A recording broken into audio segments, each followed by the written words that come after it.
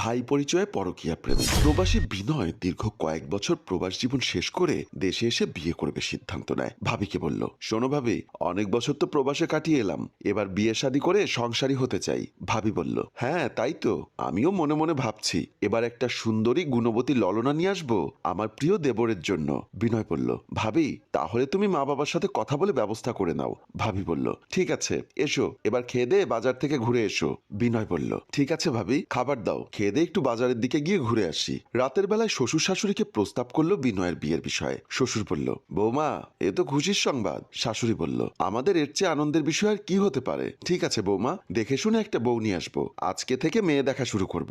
এক গ্রামে খবর পেয়ে মেয়ে দেখতে গেল বিনয়। বিনয়ের ভাবি মা বাবা মিলে। মেয়ে পছন্দ হয়েছে বিনয়ের, বলতে গেলে সবারই। কিছুদিন পর বিয়ে হয়ে গেল। নতুন বউয়ের নাম মৌমিতা। বাসর ঘরে বিনয় মৌমিতাকে বলল, মৌমিতা তুমি আমার জীবন সঙ্গী, তোমাকে সুখে রাখতে হলে আমার আয় রোজগারের পথ চালু রাখতে হবে। আমি প্রবাসী মানুষ, হয়তো মাস দুয়েক পর থেকে আবারও সকলের সুখের জন্য চলে যেতে হবে প্রবাসে। তোমার প্রতি একটা দাবি, আমার মা বাবা ভাবি এদের সাথে মিলেমিশে থাকবে, ধর্ম কর্ম করে আমার জন্য দোয়া করবে। মৌমিতা বলল, আজ আমি তোমার স্ত্রী, তোমার সংসার আমার সংসার, তোমাকে টেনশন করতে হবে না, চলো আমরা আমাদের জীবনের প্রথম পর্ব শুরু করি। বিনয় বলল, হ্যাঁ মৌমিতা তুমি খুব সুন্দর, ঠিক আমার মনের মতো। মৌমিতা বলল, সব ঠিক আছে বিনয়, তবে আমার একটা কথা রাখতে হবে, তা হলো আমাকে একটা অ্যান্ড্রয়েড মোবাইল দিতে হবে কিন্তু। বিনয় বলল, অবশ্যই মৌমিতা, তবে এই কথাগুলো আজকে বলার বিষয় নয়। মৌমিতা বলল, আমার একটা চাওয়াতেই বিনয় তুমি মন খারাপ করলে?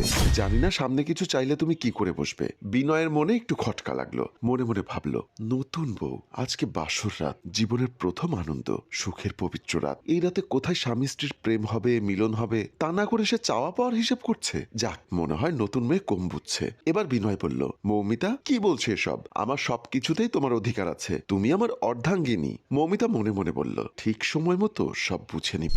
এবার মৌমিতা কথার মোড় ঘুরিয়ে দিয়ে বলল, বিনয় প্রিয়তম স্বামী আমার, তুমি আমার জীবন মরণ, তুমি আমার সব। এগুলো একটু ঠাট্টা করলাম বলে জড়িয়ে ধরল বিনয়কে। বিনয় মৌমিতাকে জড়িয়ে ধরে বাসরের পরম সুখে রাত কাটালো। সকালে ভাবি বলল, মৌমিতা কেমন কাটলো আমার দেবরের সাথে বাসর ঘরের রাতটা? মৌমিতা বলল, ভাবি আপনার দেবরকে জিজ্ঞাসা করবেন, আমাকে জিজ্ঞাসা করার আপনি কে? ভাবি মনে মনে বলল, এই কেমন কথা, নতুন বউয়ের মুখে এরকম উত্তর শুভ নয়। এবার ভাবি বলল, এসো বোন, বিনয়কে নিয়ে ব্রেকফাস্ট করবে। 2 মাস পর বিদেশ চলে যাবার সময় বউকে বিনয় বলল, শোনো মৌমিতা, আমি তোমাদেরকে রেখে প্রবাসে চলে যাচ্ছি। আমার মন প্রাণ কেমন করছে সেটা বোঝাতে পারবো না, তোমাদেরকে ছেড়ে যেতে খুব কষ্ট হচ্ছে, তারপরও পরিবার পরিজনকে হাসি খুশি রাখতে আমার কষ্টকে মেনে চলে যেতে হচ্ছে। মৌমিতা বলল, বিনয় আমার অনেক সময় অনেক খরচ আপদ বিপদ আছে, তুমি টাকা পয়সা আমার অ্যাকাউন্টে পাঠাবে। বিনয়ের মন আরো খারাপ হয়ে গেল বউয়ের কথা শুনে। মনে মনে বলছে, স্বামী প্রবাসে যাচ্ছে, কোথায় দুঃখ করবে কাঁদবে, তা না করে টাকা পয়সার কথা বলছে। ভাবতে ভাবতে বিনয়ের দুচোখ জুড়ে জল ছলছল করছে। এদিকে মা বাবা ভাবি ওরা কাঁদছে বুক ভাসিয়ে। বিনয় বলল, সবাই মিলেমিশে থেকো, এই বলে মৌমিতার হাতে নিজের ব্যবহারের দামি ফোনটা দিয়ে বলল, মৌমিতা তুমি চিন্তা করো না, তোমার অ্যাকাউন্টে তোমার খরচের টাকা পৌঁছে যাবে, সবাই ভালো থেকো বলে বের হয়ে গেল। বুক ভরা কষ্ট নিয়ে বিনয় প্রবাসে পৌঁছে স্ত্রীকে ফোন দিল। স্ত্রীর ফোন ব্যস্ত। এভাবে 10 থেকে 15 বার ফোন দিলেও ওয়েটিং এ রাখলো মৌমিতার ফোন। তখন ভাবিকে ফোন দেয় বিনয়। ভাবিকে বলে, ভাবি মৌমিতাকে ফোন দিয়েছি অনেকবার, কিন্তু মৌমিতার ফোন ব্যস্ত, এছাড়াও ব্যাকও করছে না, আমি তো বুঝতে পারছি না ভাবি। ভাবি বলল, বিনয় তুমি যাবার পর থেকে দেখি সে শুধু ফোনে কথা বলে কোন এক পুরুষের সাথে, আমার মনে হয় কারোর সাথে মৌমিতার রিলেশন রয়েছে। আমি তো একজন নারী, আর একজন নারীর মতিগতি বুঝি, তাছাড়া তোমাকে না বললে পরবর্তীতে আমি দোষী হয়ে যাব। আমার বিশ্বাস মৌমিতা পরকীয়ায় আসক্ত হয়ে পড়েছে। আচ্ছা তুমি রাখো, আমি দেখছি। এই বলে সে মৌমিতার রুমের দিকে অগ্রসর হলো। এবার ভাবি মৌমিতার রুমে ঢুকলো। ভাবিকে দেখে মৌমিতা থমকে গেল, ফোনের লাইন কেটে দিয়ে বলল, ভাবি তুমি এখানে? ভাবি বলল, মৌমিতা বিনয় তোমাকে শতবার ফোন দিচ্ছে, তুমি ফোন রিসিভ করছো না কেন? এমনকি ব্যাকও করছো না? ও তো রেগে আছে। মৌমিতা বলল, ঠিক আছে ভাবি তুমি যাও, আমি ফোন দিচ্ছি বিনয়কে। এই বলে মৌমিতা বিনয়কে ফোন দিচ্ছে, আর ভাবি বের হয়ে গেল। বিনয় রিসিভ করে বলল, হ্যালো মৌমিতা, তোমার ফোনে তো ব্যস্ত কেন? তোমাকে এতবার ফোন দিলাম, তোমার ফোন ব্যস্ত, তাছাড়া পরে তুমি একটা ফোন ব্যাকও করলে না। মৌমিতা বুঝতে পেরে চালাকি করে বলল, জান আমার, তুমি আমার স্বামী, তুমি ছাড়া আমার মনের মানুষ তো আর কেউ নেই, তোমার ফোনের অপেক্ষায় আমার মন প্রাণ উদাসী হয়ে আছে, একটু মা বাবার সাথে কথাবার্তা বলি। আর কিছুই না বিনয়, বলো তুমি কেমন আছো? বিনয়ের মনে সন্দেহ কেটে গেল, একটু খুশি মনে বলল, মৌমিতা তোমরা কেমন আছো?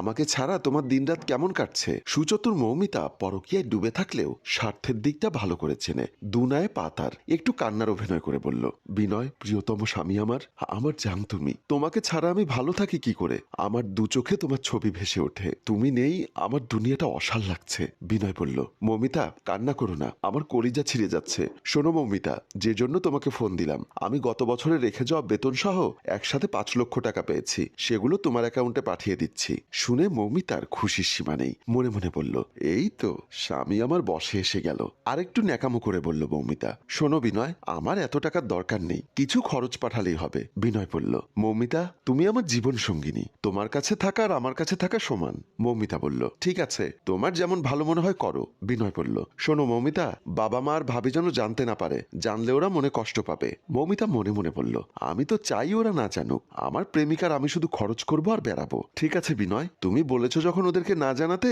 আমি জানাবো কেন। এদিকে রাতে দরজা বন্ধ করে মৌমিতা প্রেমিককে ফোন দিয়ে বলল, শোনো ডার্লিং, তুমি আমার শ্বশুর বাড়িতে আসবে এবং বলবে আমার ভাই। আমি মা বাবাকে বলে দিব ওরা যেন তোমাকে আমার ভাই বলে পরিচয় দেয়। পরকীয়া প্রেমিক নাদির বলল, ঠিক আছে আমি আসবো, তবে আমার একটা গুরুত্বপূর্ণ প্রয়োজনে কিছু টাকা লাগবে, তুমি ব্যবস্থা করে দিতে পারবে? মৌমিতা বলল, কত টাকা লাগবে তোমার? পরকীয়া প্রেমিক বলল, আপাতত 2-3 লাখ হলেই চলবে। মৌমিতা বলল, সমস্যা নেই, আমি তোমাকে চেক দিয়ে দিব, তুমি তুলে নিয়ে ক্যাশ করে নিও টাকা। পরকীয়া প্রেমিক বলল, থ্যাংক ইউ ডার্লিং, এই না হলে আমার প্রিয়তমা মৌমিতা, আমার চান। এই বলে ফোনের লাইন কেটে মা বাবার সঙ্গে ফোন কলে কথা বলে মৌমিতা, ওদেরকে সব শিখিয়ে পড়িয়ে দেয়। পরদিন থেকে মৌমিতার শ্বশুর বাড়িতে ভাই পরিচয় আসতে থাকে পরকীয়া প্রেমিক নাদির। ওদিকে স্ত্রীকে বিশ্বাস করে প্রবাসে হাড় ভাঙা পরিশ্রম করে যে টাকা ইনকাম করে তার স্ত্রীর অ্যাকাউন্টে পাঠিয়েছে বিনয়। সেই টাকা তার স্ত্রী তার পরকীয়া প্রেমিকের হাতে অকপটে তুলে দিচ্ছে। এভাবেই চলতে থাকে বিনয়ের স্ত্রী আর তার পরকীয়া প্রেমিকের আর তার প্রেমিকের পরকীয়ার সম্পর্ক। একদিন ফোন করে বিনয় বলল, মৌমিতা আমি আগামী সপ্তাহে দেশে ফিরছি। মৌমিতা বলল, ওয়াও, আমার যে কি খুশি লাগছে বলে বোঝাতে পারবো না। তুমি রাখো, আমি বাবা মা আর ভাবিকে এই খুশির সংবাদটা শেয়ার করি। সংযোগ বিচ্ছিন্ন করে পরকীয়া প্রেমিককে ফোন দিয়ে বলল, হ্যালো নাদির, একটা দুঃসংবাদ আছে। পরকীয়া প্রেমিক নাদির বলল, কি দুঃসংবাদ, বলে ফেলো। মৌমিতা বলল, শোনো নাদির, আগামী সপ্তাহে আমার স্বামী দেশে আসছে, আর দেরি করা যাবে না, কোনো একটা ব্যবস্থা করতেই হবে। নাদির বলল, কি ব্যবস্থা করব? তোমার অ্যাকাউন্টে তো টাকা আছে। মৌমিতা বলল, 20-25 লাখ টাকা যা ছিল সবই তো তোমার কাছে দিয়ে দিলাম, আমার কাছে আর কিছুই নেই। নাদির বলল, টাকা না থাকলে তো আর কিছুই করার নেই। মৌমিতা বলল, তুমি বলেছিলে আমাকে বিয়ে করবে, আমার টাকাগুলো ফেরত দিবে, এখন তুমি বলছো কিছুই করার নেই তোমার। হ্যালো হ্যালো হ্যালো বলতে বলতে সংযোগটা বিচ্ছিন্ন করে দিয়ে ফোন সুইচ স্টপ করে দেয় নাদির। মৌমিতার মাথায় আকাশ ভেঙে পড়ল। এখন কি করবে? মৌমিতা এইমাত্র একটা দিক হারালো। আগামীকাল স্বামী আসবে এমন কথা চিন্তা করতে করতে মৌমিতা টেনশনে পড়ে গেল। আর যাই হোক, এই মুখটা আমি আর আমার স্বামীকে দেখাতে পারবো না, এই ভেবে সে তড়িঘড়ি করে ঘর থেকে বের হয়ে যাচ্ছিল। এমন টাইমে তার সাথে ভাবির দেখা হয়ে গেল। ভাবি তার কাছে জানতে চায়, মৌমিতা তুমি এত তাড়াহুড়ো করে কোথায় যাচ্ছ? মৌমিতা কান্না করে বলল, ভাবি আজকে আর আপনার কাছে কোনো কিছু গোপন করব না। আপনার দেবন আমার কাছে যত টাকা পাঠিয়েছে তার সব টাকা আমি আমার চাচাতো ভাইয়ের কাছে দিয়েছি, কারণ তাকে আমি ভালোবাসতাম। সে এখন আমার সাথে বেইমানি করেছে, আমার ফোন বন্ধ করে দিয়েছে। আমি এখন আপনার দেবরকে আমার এই মুখ কিভাবে দেখাবো? আমি গেলাম ভাবি, আমি যদি কোনো ভুল করে থাকি আমাকে মাফ করে দিবেন। এই বলে সে দৌড়ে ঘর থেকে বের হয়ে গেল। ভাবি তাকে আটকানোর চেষ্টা করেও পারল না। পরদিন বিনয় বিদেশ থেকে ঘরে ফিরে আসে। তার বাবা মা দরজা খুলে তাকে রিসিভ করে। বাবা মাকে পায়ে ধরে সালাম করার পর সে মার কাছে জিজ্ঞাসা করে, মা তোমাদের বৌমা কোথায়? এমন সময় ভাবি এসে বলে, বিনয় মৌমিতাকে কোথায় পাবে, আর সে তো ঘরে নেই। বিনয় অবাক হয়ে জিজ্ঞাসা করলো, কি বলছো ভাবি, নেই মানে? সে তো পালিয়ে গেছে তার প্রেমিকের সাথে, আমি আগেও তোমাকে বলেছিলাম, তুমি তো বিশ্বাস করনি। দেখলে তো, তোমার এতদিনের অর্জিত ঘাম ঝরানো টাকা পয়সা সব নিয়ে সে পালিয়ে গেছে, তোমাকে নিঃস্ব করে গেছে। বিনয় সহ্য করতে পারল না, তার আগের বুকের ব্যথাটা বেড়ে উঠল। সে হার্ট অ্যাটাক করে তৎক্ষণাৎ মাটিতে লুটিয়ে পড়ল। বাবা মাকে জড়িয়ে ধরে কান্না করছে। একটি পরকীয়ার কারণে একজন বিনয়ের জীবন, পরিবার, একজন মৌমিতার জীবন ভবিষ্যৎ সব শেষ। ছেলের জন্য মা বাবা সবাই কাঁদছে, কিন্তু আজ আর বেঁচে নেই বিনয়। প্রিয় দর্শক, পরকীয়ার মতো সমাজের ভয়ঙ্কর ব্যাধিতে কেউ জড়াবেন না, এসব অপকর্মকে প্রশ্রয় দেবেন না। এই পরকীয়াই শেষ করে দেয় একসাথে কয়েকটি পরিবার, সমাজ, এমনকি ভবিষ্যৎকে। এর ফল কোনোদিনও ভালো হয় না। দর্শক, আমাদের এই গল্পটা যদি ভালো লেগে থাকে তাহলে লাইক, কমেন্ট, শেয়ার করে আমাদের সাথেই থাকুন। ধন্যবাদ সবাইকে। গল্পটির রচনায় FA নয়ন চৌধুরী, পরিচালনায় রেজাউল কবির চৌধুরী।